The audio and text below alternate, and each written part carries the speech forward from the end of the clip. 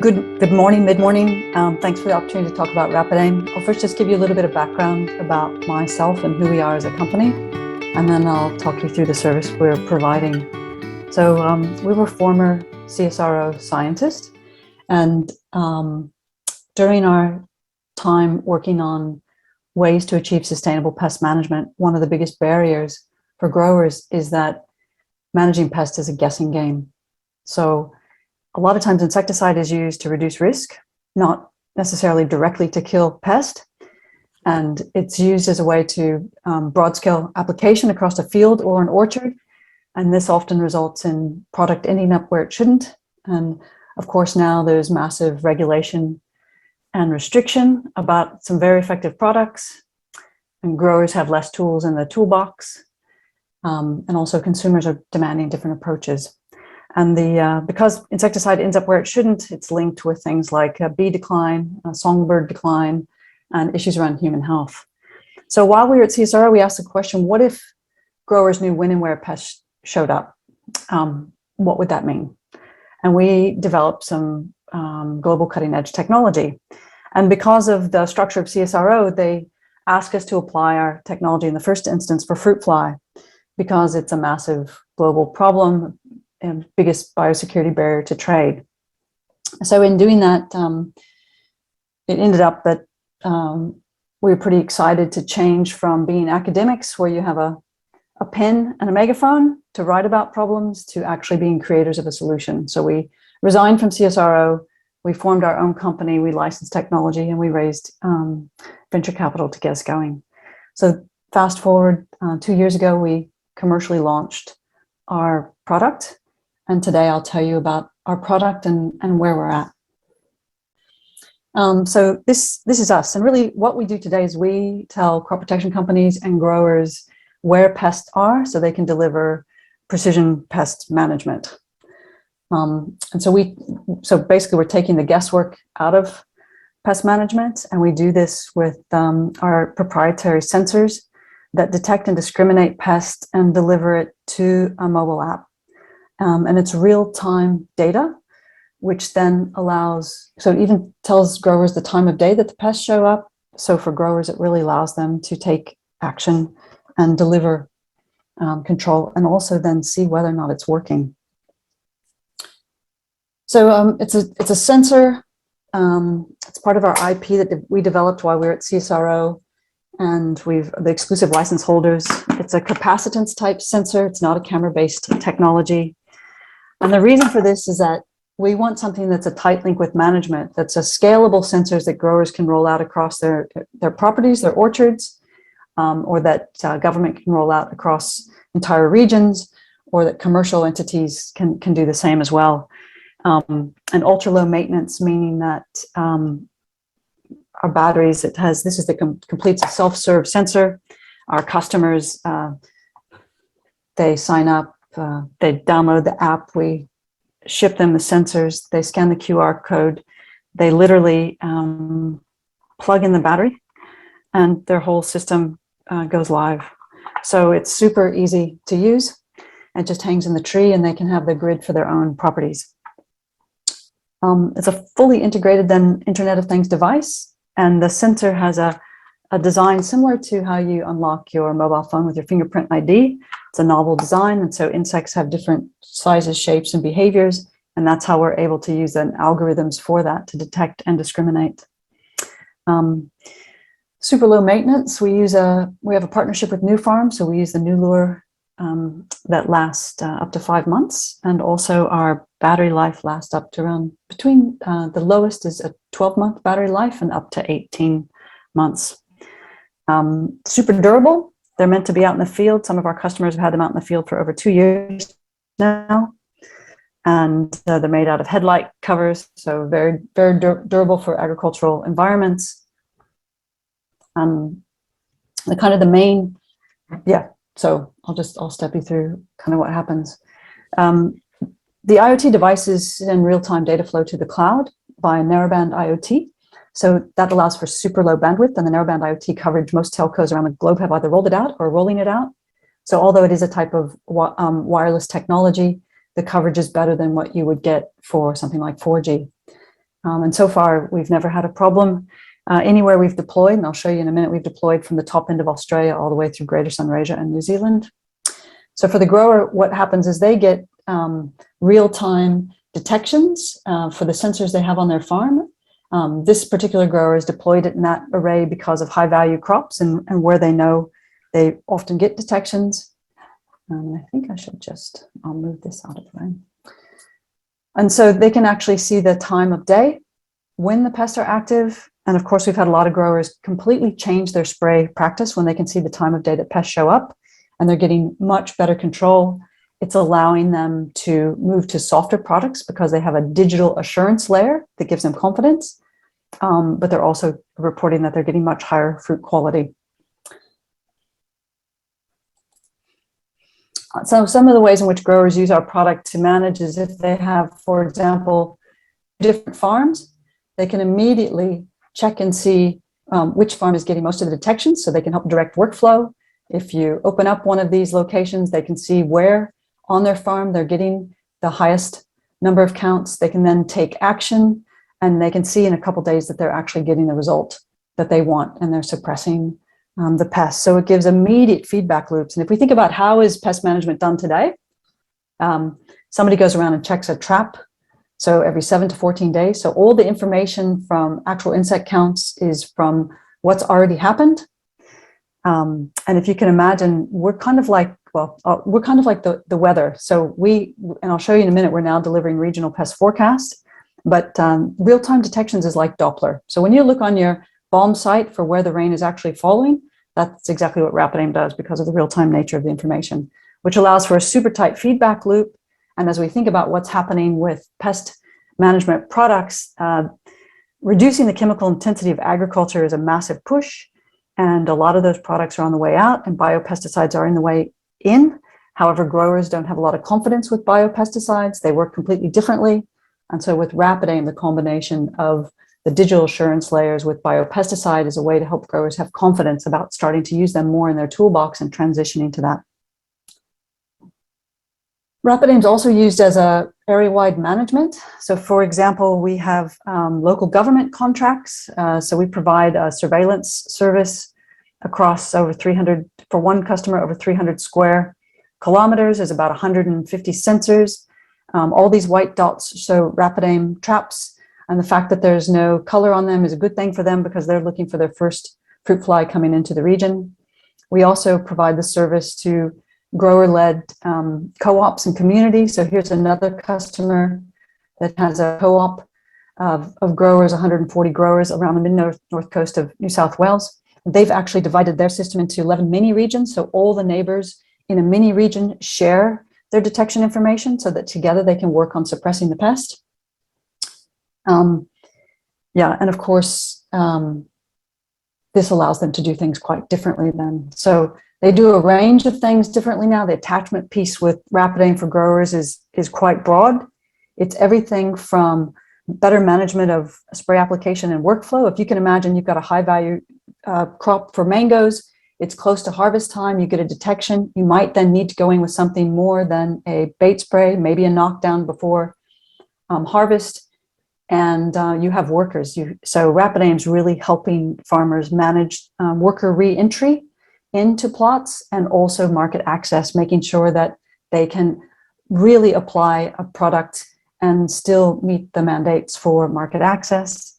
It's allowing growers to not be reactive, but be proactive. And it's certainly helping the conversation between agronomists and growers. So there's lots of attachment pieces to having better information and not guessing about pest management. We've now also recently, we have a commercial partner in FMC. This is a recent commercial campaign, marketing campaign that they launched with RapidAIM, your trees call you when they're under attack. We're really excited about this relationship because their mandate is around precision agriculture. And of course, we have the technology that can help them achieve that. They want to reduce the chemical intensity of agriculture. And by having a digital assurance layer, it can help growers start to have a variable rate of application of product, better targeted application. That's a very exciting partnership. And with this partnership, as you can imagine, we have these sensors rolled out across entire regions. We're now delivering incredibly accurate fruit fly forecast So this is an example. We now have more of a business-to-business business model when we go to market. So this is an example of the forecast that we deliver on our partners' websites. And because of the fantastically high quality data with real-time data flow and the sensor coverage, we combine machine learning and AI to deliver very accurate forecast for entire regions. And the forecast, we never show anyone in the region where the key problems are. Of course, we can see high granularity where the problems are, but we communicate the forecast in this way. So for example, today is Monday. It's a daily forecast, but it would show that pest populations are increasing by 20%. Thursday and Friday are the highest times. And this forecast allows growers to prepare. So do they have product? Do they have the workflow to actually put something on? And so whether it was fruit fly or codling moth or whatever products we're moving into. But it also shows what happened last week, real data. So for example, the exact time of day that pests were active, the persistence of high pest detections. So ultimately, this allows both agronomists to help growers be prepared and for growers to prepare to control the problem. But then with the RapidAIM mobile app, that's about their own grid on their farms, and that allows them to take action. So just to be clear, the RapidAIM mobile app, the farmer who signs up with us, it's highly confidential data. We never show any company's grower data. All the information though from all sensors is aggregated to deliver a pest forecast that will sit on a crop protection company's enterprise platform or website or a local retailer's website. So where is it being used today? So our sensors, so we're a company of about 13 people now. We've got over 180 customers. They themselves deploy the sensors. There's more than 650 across Australia and New Zealand. It's both going for managing fruit fly, but also for biosecurity purposes. Some area-wide management groups pay about $55,000 per regional grid. Otherwise, farmers for a 24-month subscription, they roll out grids of about 10 devices. And that works out to be $360 per year for all the devices, all the information in the mobile app, all the data downloads, and the mobile app access for all their farm staff. So what's in the pipeline?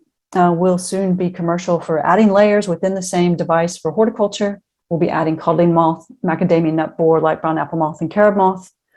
Early release for nut borer and codling moths coming in April. Yeah, so it just provides better information for growers for pest management decisions, but we're also launching a Gen 2 product into grains. Our new Gen 2 product, we don't capture the pest. The pest comes into the device. It's a new patent for RapidAIM, comes into the device, picks up fungal spores and gets detected on exit. So now the pest tells the grower where they are, but it also starts working for the grower by delivering the control. And commercial launch for that should be September 2022. Medfly, we haven't continued to progress any work on Medfly. Of course, the way that we develop our tech is a combination of engineering and biology, where biologists and engineers work very closely together. And writing the algorithm means that we have to have access to the pest. And being in Eastern Australia, we don't have access to Medfly. And so that requires us to either spend time in WA or Hawaii to complete the algorithm writing. And we've pushed pause on that because government is primarily the customer. So it would need to be government who's interested in the solution to work closely with us to do that. Yeah, so with that, I will be happy to take any questions. So thank you very much.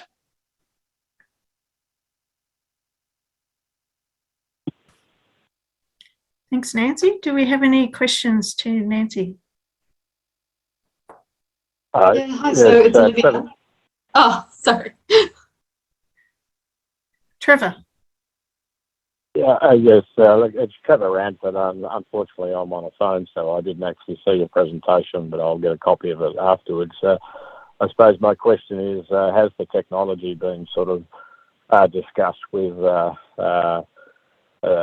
the Department of Agriculture? I suppose the scenario that I've said is that in the case of summer fruit, we're doing crop monitoring as part of our protocol with registration for China, Thailand, Taiwan, and going forward, Vietnam. The question is this technology and the results it's producing going to be sufficiently guaranteed to be able to maybe add it into the protocol. And as I said, ultimately we're going to need DOR sign-off and the ability then to have that picked up and accepted by our international trading partners. Yeah, great question, Trevor. Yeah, thank you for the question. So the department is well aware of our technology. We actually conducted a study with them where we rolled out our tech across 5 regions. There were independent people, boots on the ground, evaluating our technology compared to the Linfield traps. We showed that it's equivalent. So it's absolutely equivalent and more reliable, and it actually saves the government about 35% in their cost today, even with our price at small volumes. The challenge is, and in fact, we also did studies looking at, Linfield traps. Flies go in and leave Linfield traps quite readily. But the issue is it's part of the trade protocol. And so the code of practice, I believe there's very slow going, but attempts to want to change the code of practice. I can tell you for sure that other countries are moving ahead with digital surveillance. For a small company like us, it's incredibly slow, actually, what's happening. So there be interest from government, but I'm not sure. Government's priorities is to reduce risk, and I believe that's the position that they're taking. So we've absolutely demonstrated equivalency, and in fact, in the Yarra Valley, we've been able to detect their first fruit fly even coming into their region each year, and they've been able to stay fruit fly free for extremely long periods of time. And we've detected before a Linfield trap has detected. So I think we put a lot of weight on what a Linfield trap is, or any trapping method. It's really just meant to be one of the tools. So and so we've done we've done the comparisons with showing equivalency with the trap. So we'd love to see it incorporated in some of these protocols. Yeah, it's definitely the thank future. you for that. Look, I'll follow up offline. Maybe next week we can have a chat, because I think there's some real value, and while it's not relying on the department, it needs to be industry driven, and I think we've got some opportunities to potentially do that. It's more an acceptance situation, and if DOR are accepting it and our export partners are accepting it, then that's we're halfway home from the point of view of then how we implement the technology. So, as I said, I'll make contact with you next week and have a further discussion. Thank you. Thank you. Do we have any further questions to Nancy? Yeah, hi Nancy, it's Olivia from Summerfruit as well. Thank you for the presentation. Do you have a list of the pests of concern that the sensor can detect? I know you mentioned a few, but and there's some more coming on board, as in codling moth and light brown apple moth. But is there a list that you have available? Well, this is what we're doing now. So the way that we develop our product suite is based on what our customers want first and foremost, and particularly our commercial partners. So any kind of additional interest from industry, we're happy to do strategic co-investment if there's any kind of development piece, because the way we make decisions is based on market size. So we have to have customers at the end of it in order to survive. And so that's why we've progressed our development for horticulture, for codling moth, macadamia nut borer, light brown apple moth, is because we know that we have customers on the other end of it. Something like fruit spotting bug, it's a relatively small global issue, but we'd be more than happy for anything that's specific to an industry to talk to industry partners directly to work on a way in which we can bring a product to market as a co-investment strategy. Great, thank you. Pleasure. Jonathan. Thanks, Sue. Good morning, Nancy. This arrived at home. Don't know if you can see it. Probably not. Put it in front of your face, Jonathan. I've actually got my kit with me, so thank you for sending that. I've actually got more of an operational issue for you because I've been waiting for this sort of technology for a very long time, and I'm keen to try it out here in Greater Sydney. I'm wearing my local land services hat here at the moment.